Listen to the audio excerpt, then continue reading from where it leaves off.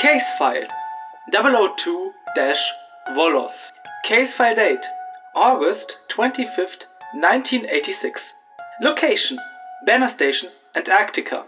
Subject ASSTF, Anti-Soviet Special Task Force, Unit 7. Entity Volos, Slavic deity of death.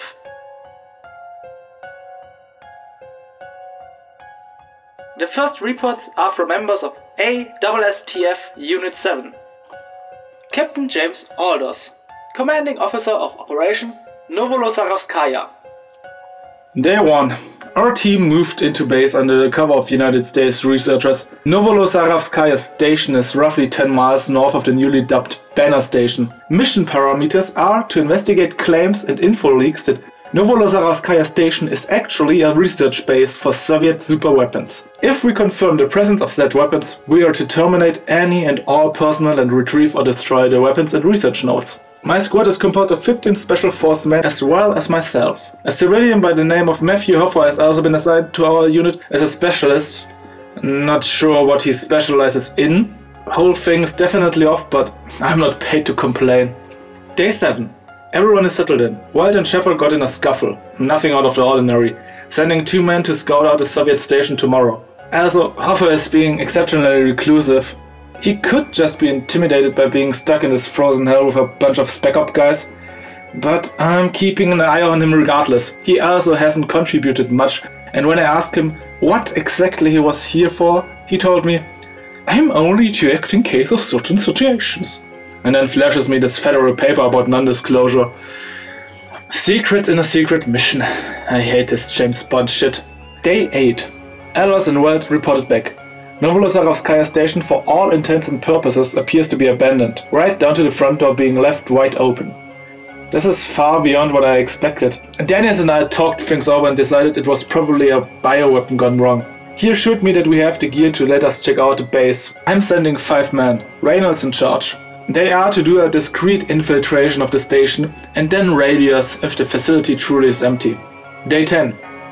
After 2 days of high alert due to Reynolds' squad not reporting back, we finally picked up something on radio. It was choppy and near impossible to make out, but the words "send help" were clearly heard. Sheffer is staying here with Hoffer. The rest of us are about to head over to Novolosarovskaya station. If I can save even one person from whatever happened, I will. Day 11. It's been a goddamn nightmare. We got to Novolosarovskaya station and everything was just as previously reported. Front door wide open, no lights, no power, no life. I made a call to not send everyone in. Daniels was more of a doctor than he was a soldier, and I had him and most of the team stay back on top of a hill, maybe a quarter-mile away. Weld, Oza, Mendez and myself crept up to the wide open doors that led inside. The station itself is comprised of 3 different research modules, as well as a living quarters. Weld and Oza searched through the first research module, while Mendez and I took the second. Besides the lack of power and noise, things were pretty normal. No signs of a scuffle. No bullet holes, no blood. We all met back up at the third research module, which you had to walk through to get to the living quarters. I should have known what was coming the second we cracked the door open and that smell wafted to us. The scent of blood.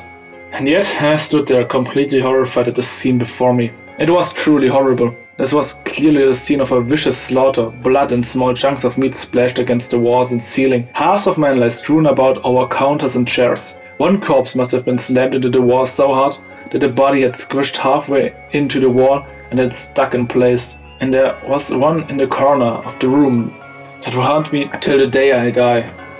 The man was slammed against the wall with his face pointed straight up to the ceiling. His jaw must have been severely dislocated as a severed arm was shoved down his throat, hand first, almost up to the shoulder. For some reason, he just kept standing out to me, so I looked closer. His eyes were clearly focused on the arm during his last moments, meaning he was fully conscious when this happened to him. Besides that, he looked like any other Soviet. We did a quick check of the room. None of the corpses belonged to my team. The 4 of us guarded at the door to the living quarters and pried a severed arm off the handle. Son of a bitch must have been trying to escape the room and didn't quite make it. Oza tore the door open and Mendez and myself aimed our guns and entered the room. The living quarters had bunk beds lining each wall and it was pretty standard. We did a quick sweep of the room. There was nothing under the beds, nothing of note in the cabinets, nothing in the room at all. Just another door at the far side of the room that probably led to the kitchen. While Oza and Mendes searched the room more thoroughly, Wild and I took the kitchen door. He swung it open and I trained my rifle on the darkness. I was immediately struck to the ground. Something was flaying on top of me. As I struggled with whatever it was, I vaguely heard Wild call out for the others to help with something. I couldn't make out the words nor see what was attacking me. I threw out a few heavy punches that connected to what I assumed to be a face. My flashlight had fallen with my rifle when I had been knocked down. My assailant recoiled and moved away from me. I scrambled over to my gun, and more importantly my light source, and started waving it around. I finally found who had attacked me in the corner of the room. Wilkins, one of the men I had sent with Reynolds 3 days ago. He was curled up and pressed against the wall as much as he could manage, clutching onto what looked like an old book. We tried to talk to him for several minutes but couldn't get anything out of him. There was nothing in the kitchen either. I made a call to leave. We weren't finding anything and I was getting unnerved by the whole situation. We met up with everyone outside and told them what happened. Against my advice, Daniels asked to be taken to the third research module. His face was as pale as the snow when he returned. "Do you think it was an animal attack?" I remember him asking. "Do you know what kind of animal does all of that without actually eating any of the bodies?" He shrugged and everyone spent the ride back to Banner in silence, except for Wilkins. He had begun to make paint noises every minute or so, still holding the damn book. No one can get him to let go of it. We got back to base and I couldn't even tell Hoffer and Sheffer what happened. I just dragged myself over to my office and started writing this report. I had to get my thoughts out. Daniels has Wilkins over in the med room and is checking himself, as well as trying to get him to talk.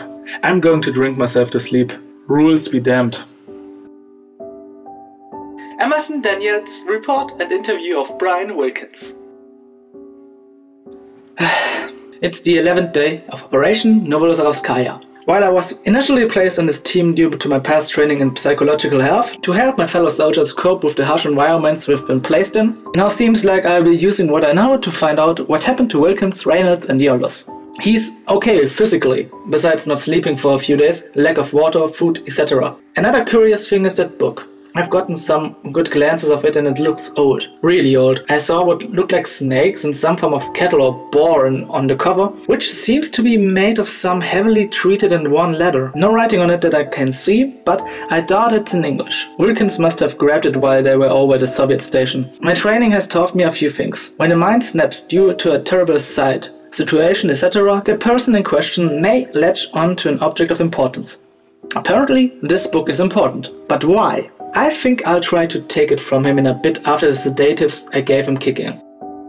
Quick update, took the book from Wilkins. Leafed through it a bit. Not written in English, not really surprising. I believe it could be an archaic form of Russian. I'm not sure though, since I don't speak a lick of the language. I think Wilkins and Kuzmin speak and read Russian. Also, Kuzmin is part of the missing squad. I was about to give up and had closed the book when Wilkins shot back up and looked at me. He calmly asked me to give him back the book, which I of course did. I'm not sure how he's awake so soon, but he's talking again and is willing to tell me what happened at the base. Brian, you and 4 others went to Novorossiyskaya station ahead of the rest of our team to check it for survivors. What happened? We arrived to find the place just like we were told. It was deserted, doors were right open. I think for a minute we just stood there. Reynolds probably thinking about tactical stuff. Baker and Hurst making ghost jokes, messing around, being stupid. Kuzmin and I stayed our distance initially. I personally felt something bad emanating from the whole place, and from the look of Kuzmin's face, I'm pretty sure he was feeling it too. Reynolds finally gave us the order to go inside. Kuzmin and I to the left, Baker and Hurst to the right. Reynolds would aim center. We executed everything, probably expecting something to be there. I was happy at the time to be let down.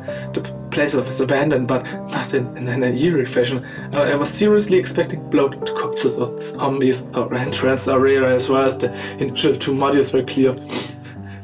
The only place left was the door that led to the 3rd module and areas beyond. My sense of foreboding was going full swing and I found myself not being able to hold my gun steady. We entered the room to find nothing. But I've been in that room, Brian. It's covered in some of the most grotesque things I've seen done to a human. There was nothing there, man, trust me. We moved on to the living quarters, and it was empty too. Empty beds, empty room, as was the rest of the building. So we started to leave the facility, and that's when we saw the bodies. They were all there, just as you saw. But we had been in that room maybe 10 minutes prior, and it was empty. What with that shit, man? So we searched that room very carefully. That's how we found the book. It was just laying on one of the center tables, closed and kind of unassuming. Casman picked it up, and that's and everything went wrong. One of the corpses in the corner of the room grabbed Baker. We didn't see it move. I'm not even sure where the corpse initially was. Anyway, I remember grabbing him by the arm and just pulling him away. As this was happening, some kind of black tendrils or tentacles or something reached down from the ceiling and grabbed Reynolds. Just grabbed him around the arm's neck. I could even see them start to grab the edges of his mouth and pull. And then he was gone. He was just pulled up into the ceiling. Baker's screams brought me back to the present. I looked over to see corpse. I looked over to see the corpse. Thing just tore his arm off. It looked effortless, to be honest. The muscles and skin put up light resistance, so that thing was inhumanly strong. Baker, now harmless, started flailing around a bit and fell over. He proceeded to just fall through the floor as if there was nothing there to begin with. The corpse thing. Then I took the jaw. It then took Baker's arm and just started forcing it down its throat. I could almost hear a jaw dislocate. At this point, the other corpses strewn about the room were all staring and showing signs of life, alive. Man, so fucked up. Well, Casman, Hurst, and I bolted for the exit. Hurst reached it first and paid for it. The door flew off its hinge like an explosion had gone off behind it and nailed Hurst. It smashed into the wall and Hurst was just crushed. It was sickening noise. Everything in that room is sickening. The tendrils appeared again. They blocked up the now open doorway so we could only retreat to the living quarters. I made it first and turned around to see a tendril grab Casman. Just as he reached the doorway, he threw me to the book for some reason, and then the door slammed shut. I've seen some of the corpses you mentioned, Brian, but they weren't any members of our team. They were all Soviet researchers. Don't you get it? We see whatever it wants us to see. You saw Soviet corpses in place of First and others because that's what it wanted. What who wanted? I was trapped in the back of the room. I was scared and alone.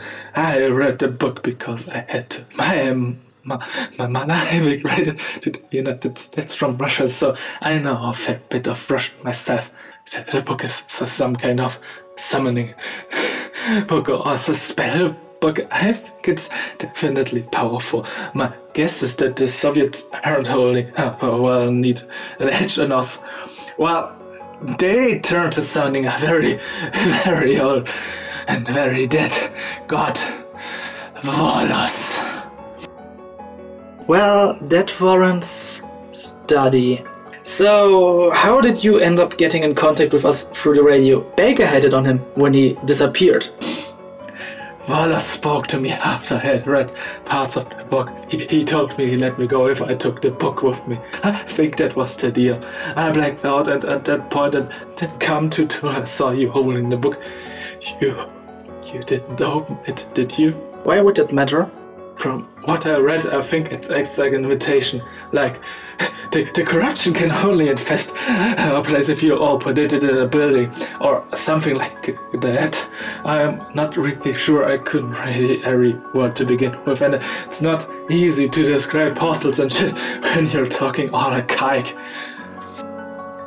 Wilkins refused to speak after that. He seemed tired and just curled up on the cot to sleep. I'm not sure what to make of the story he told me. It could be his brain's way of coping with the room. He just couldn't take the stress and he snapped. All I know is that I'm not touching that book again. It's getting late and I think I need sleep as well. The final moments of Captain James Aldous. Day 15. I'm writing this down now in case I do not make it out of here. Almost everyone is dead. God damn it all. Daniel spoke to me briefly about it before he was killed. It's some kind of god or demon or something. I've read through this interview with Wilkins as well. Nothing in there it helps much. And Wilkins? I had no idea. He brought something back with him when we saved him. It took control of him and he's gone. He's not human anymore. All that's left of us is Hoffer, Fenwelt and myself. We're currently holed up in my office, but there's hope. Supplies are coming in by helicopter tomorrow. We are going to make a break for the outside and catch a ride. Jenny, if I don't make it and someone finds this note, please know that I love you. I love you so much, and I'm sorry for all the time I had to spend away from home. If I can get home, I'll never leave you again. Mission report from Operative Matthew Hoffer. Tome of Volos is secured. The entirety of Unit 7 was lost, as well as the researchers from Novolosarovskaya Station. I carried out the final plans of Captain Aldous and escaped via helicopter. If the text is to be believed, then Volos should only be contained at both Novolosarovskaya Station and Banner Station. I've been told that Banner is to be burnt immediately, no word on Novolosarovskaya. Mission roster. Aldous. Shot in the leg so Operative Hoffer could escape. Last seen being dragged back to Banner Station. Welt. Flesh ripped off by Volos tendrils during their escape.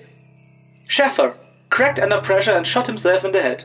Corpse later animated by Volos. Allers. Was lured out of safety by visions of his family fabricated by Volos. Cause of death not seen, but screams heard. Daniels. Cut off from the team during Volos' attack on Banner Station. Corpse later seen with chunks missing. Reynolds. Pulled into ceiling via Volos tendrils. Oza. Impaled by Volos tendrils and torn apart. Mendes. Head ripped off by possessed Wilkins. Wilkins. Body completely possessed by Volos. Body assumed burned with Banner Station. Cussman. Death unseen. Arm found however. Assumed dead. Baker. Arm forcibly removed and spatial displacement. Hurst.